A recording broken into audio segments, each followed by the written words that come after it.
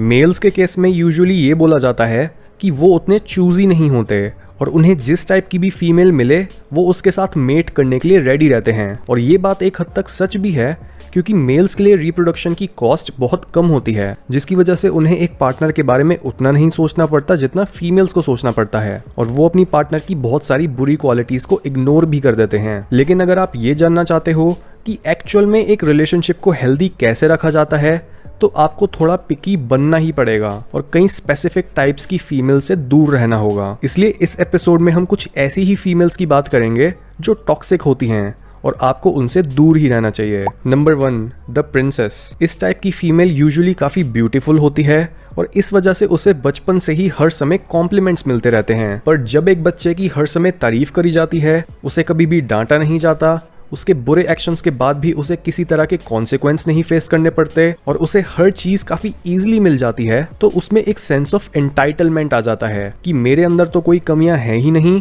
और मैं बिना कुछ काम करे ही हर अच्छी चीज डिजर्व करती हूँ। इस तरह की लड़की को डेट करने पर आपको हमेशा ये फील कराया जाएगा कि आपकी प्रॉब्लम्स उतनी मैटर नहीं करती, वो हर इंसान से सुपीरियर है और उस लड़की की हर नीड और प्रॉब्लम आपसे ज्यादा इंपॉर्टेंट है। इसलिए अगर आप भी किसी ऐसी लड़की से मिलो जिसे ये प्रिंसेस सिंड्रोम है, तो उससे दूर रहो। नंबर 2, वो लड़की जो कभी रेडी नहीं होती। यहाँ पर हम फिजिकल और इमोशनल अटैचमेंट की बात कर रहे हैं। यानी जब एक लड़की को अपने पास्ट में किसी लड़के से धोखा मिला था, वो उसे छोड़कर चला गया था, उसे अब्यूज करता था, उसने इस लड़की पर चीट करा था या किसी और तरह से डिसअपॉइंट करा था, तो इस लड़की के लिए दोबारा किसी और इंसान पर ट्रस्ट करना बहुत मुश्किल बन गया। इवन अगर आप उसे अच्छे से भी ट्रीट करते हो और वो ये बात जानती भी है कि आप बुरे नहीं हो, पर फिर भी वो कहीं ना कहीं अपने अंदर ये एक्सपेक्ट कर रही होती है कि एक दिन आप अपना असली रंग जरूर दिखाओगे, और इस वजह से वो कभी भी आपके साथ फिजिकली और इमोशनली इन्वॉल्व नहीं हो पाती, बल्कि वो अपने पास्ट को आपके ऊपर प्रोजेक्ट करके आपको ऐसा फील कराती है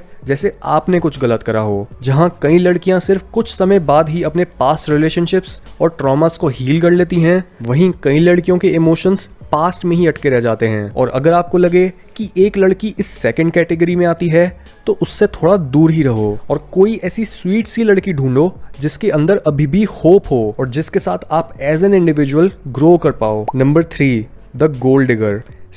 कोई भी लड़की एक ऐसे लूजर के साथ जिंदगी नहीं बिताना चाहेगी जो कोई पैसे नहीं कमाता या फिर जो उसके बच्चों को जरूरी रिसोर्सेज नहीं प्रोवाइड कर पाएगा। यानी हर लड़की कॉन्शियसली या सबकॉन्शियसली आपका स्टेटस जरूर चेक करेगी, पर प्रॉब्लम तब आती है जब एक लड़की सिर्फ और सिर्फ आपके स्टेटस की वजह से आपसे अट्रैक्ट होती है। हाउएवर, ये फिनोमिनन उतना कॉमन नहीं है जितना आपको लगता है। यानी अगर आप एक लड़की के आगे नोटों की गड्डियां फेंकोगे तो वो ऑटोमेटिकली आपके प्यार में पागल नहीं हो जाएगी। उल्टा ज्यादातर लड़कियां तो आपको तब भी एक लूजर बोल के ही साइड कर देंगी। ये इसलिए क्योंकि सेक्स की करेंसी हेल्थ है और एक पार्टनरशिप की करेंसी म्यूचुअल अंडरस्टैंडिंग है। और अगर आपको ये दोनों चीजें ही सिर्फ पैसे के दम पर मिल रही हैं, तो उसका मतलब आप अपने पार्टनर के साथ कुछ भी बिल्ड नहीं कर रहे हो और एक दूसरे की पोटेंशियल को बाहर लाने में एक दूसरे की मदद नहीं कर रहे हो। ऐसे रिलेशनशिप्स बहुत ज्यादा शैलो होते हैं और अगर आपके लिए आपकी ग्रोथ बहुत जरूरी है, तो आपको एक गोल्ड डिगर को बिल्कुल एंटरटेन नहीं करना चाहिए और अपना टाइम और एनर्जी किसी ऐसी फीमेल को देनी चाहिए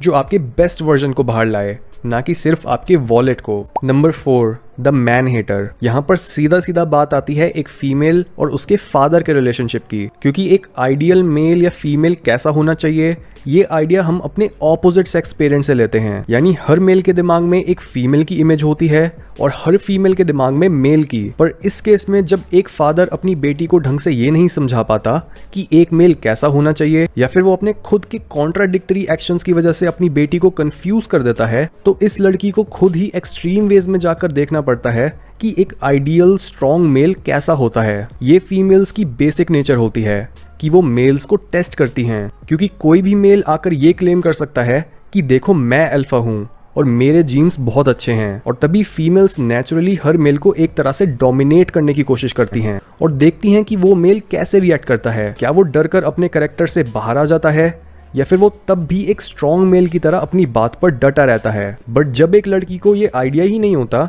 कि एक आइडियल मेल कैसा होता है, जस्ट बिकॉज उसका खुद का फादर एब्सेंट, वीक या अब्यूजिव था, तो उसके अंदर मेल्स की मेंटल इमेज करप्ट बन जाती है, जिससे उसे ऐसा लगता है कि वो मेल से ज्यादा मैनली है और बाकी सारे मेल्स वर्थलेस हैं। ये लड़कियां तब तक मेल्स को हेट, डिसरिस्पेक्ट और अक्यूज करती हैं जब तक इन्हें कोई ऐसा मेल नहीं मिल जाता जो इन्हें डोमिनेट कर सके। इसलिए कभी भी अपना टाइम ऐसी लड़कियों को मत दो जो हमेशा ही मेल्स को अक्यूज करती रहती हैं और ये नहीं समझ पाती कि उनकी रियलिटी की परसेप्शन उनके ट्रॉमा की वजह से डिस्टॉर्टेड है। नंबर 5, एक फीमेल जिसके सिर्फ मेल फ्रेंड्स होते हैं। एक इंसान जिसकी अपने सेम सेक्स से उतनी नहीं बनती और वो सिर्फ ऑपोजिट सेक्स के लोगों के साथ ही हैंग आउट करता है, ये भी एक बहुत बड़ा रेड फ्लैग होता है। और फीमेल्स के केस में अगर वो अपने जेंडर को ही ट्रस्ट नहीं करती या फिर अपने पीछे काफी लड़कों को घुमाना सही मानती हैं और उन्हें बैकअप की तरह रखती हैं, तो ऑब्वियसली वो एक ऐसी फीमेल नहीं है जिसे आपको अपना टाइम और एनर्जी देनी चाहिए, क्योंकि ऐसा बिहेवियर एक बहुत अनहेल्दी जगह से आ रहा होता है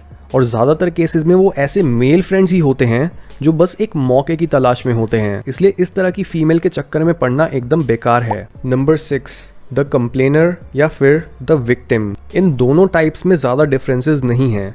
एक कंप्लेनर हर समय ही डिससेटिस्फाइड रहती है और एक विक्टिम हमेशा ये फील करती है कि पूरी दुनिया या दूसरे लोग उसके साथ अनफेयर हैं। इन फीमेल्स के लिए आप जितना भी कर लो और इनके साथ कितना भी अच्छा हो जाए, लेकिन इनका बेसलाइन इमोशन कभी भी चेंज नहीं होता और एज अ रिजल्ट इनकी इस डिप्रेसिंग एनर्जी से आपको भी डील करना पड़ता है। और इवन अगर आप काफ़ी पॉजिटिव भी रहते हो तब भी इस टाइप की फीमेल्स की नेगेटिविटी आपकी लाइफ की क्वालिटी को काफ़ी नेगेटिवली इन्फ्लुएंस कर सकती है। इसलिए अगर आपको भी कभी कोई कंप्लेनर या विक्टिम माइंडसेट वाली लड़की मिले तो उससे दूर रहो। Number 7, the overly experienced one. Of course हर इंसान की अपनी चॉइस है कि वो कितने लोगों को डेट करता और उनके साथ इंटीमेट होता है, पर जब आप अपने लिए एक पार्टनर को ढूंढ रहे होते हो तो उन फीमेल से दूर रहना बहुत ज़रूरी है जिनके पास्ट में बहुत सारे पार्टनर्स रह चुके हैं या फिर वो पहले काफ़ी प्रोमिस्कुअस थीं। ये एक बहुत बड़ा रेड फ्लैग होता है, क्योंकि एक साइकोलॉजिकली हेल्दी फीमेल इस बात को इंट्यूटिवली समझती है कि उसकी चॉइस और एक्शंस बहुत ज़्यादा मायने रखते हैं जस्ट बिकॉज उसकी रिप्रोडक्टिव कॉस्ट बहुत ज़्यादा है। यानी अगर उसकी चॉइस गलत निकली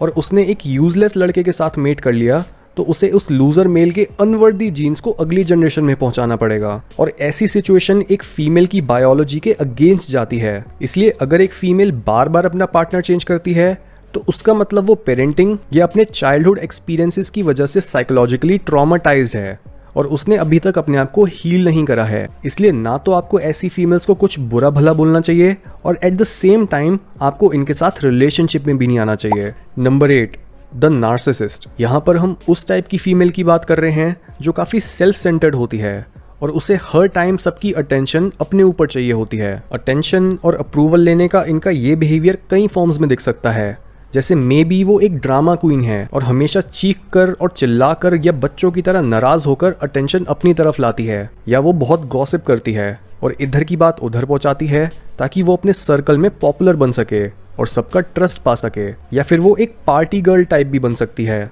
जो हमेशा ड्रिंक करने के बाद तमाशा करती है ताकि लोग उसे अटेंशन दें। और ये आपकी रिस्पॉन्सिबिलिटी है कि आप इन बिहेवियर्स को शुरू में ही आइडेंटिफाई करो और ऐसी लड़कियों से दूर रहो। नंबर 9, ओनली ब्यूटी और नो ब्यूटी। यानी या तो उसके पास सुंदरता के अलावा कुछ ऑफर करने के लिए नहीं है या फिर वो अपनी फिजिकल, इमोशनल और साइकोलॉजिकल हेल्थ की बिल्कुल परवाह नहीं करती, क्योंकि साइंस के हिसाब से ब्यूटी एक इंसान की हेल्थ को रिप्रेजेंट करती है। जिस लड़की के अंदर ब्यूटी के अलावा कुछ नहीं है उसके साथ शुरू में तो आपको बहुत अच्छा लगेगा, क्योंकि सुंदरता एक मेल को अंधा बना देती है, पर टाइम के साथ साथ जब आपको समझ आने लगेगा कि जिस इंसान को आप अपनी लाइफ में एक एसेट समझ रहे थे उसके साथ आप कभी भी कुछ मीनिंगफुल चीज नहीं क्रिएट कर सकते हो, क्योंकि आप दोनों के रिलेशनशिप में कोई डेप्थ ही नहीं है और उस पॉइंट पर आप इनर ब्यूटी की वैल्यू समझोगे। दूसरी तरफ जिस लड़की में किसी भी तरह की ब्यूटी नहीं है, यानी ना तो वो अपनी बॉडी को हेल्दी रखती है और ना ही वो साइकोलॉजिकली हेल्दी है, तो ऐसी लड़की के साथ रहने का भी कोई रीजन नहीं होता। इसलिए इनर ब्यूटी और आउटर ब्यूटी दोनों को प्रायोरिटी दो। और अगर एक लड़की में ये क्वालिटीज मिसिंग हैं तो ये पक्का है कि आपको प्रेजेंट में नहीं तो थोड़े समय बाद अपनी लाइफ में इस ब्यूटी की कमी जरूर रियलाइज होगी।